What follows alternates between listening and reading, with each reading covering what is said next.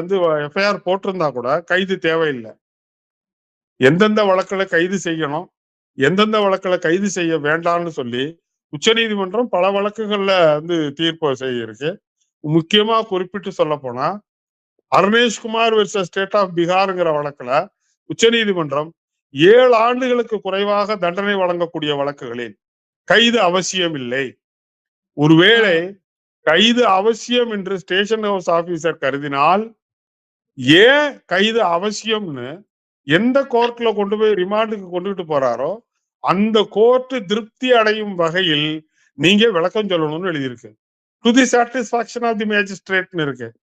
அப்போ அப்படியெல்லாம் இந்த வழக்குல செஞ்சிருக்காங்களா? நேத்து நடந்திருக்கிறதா?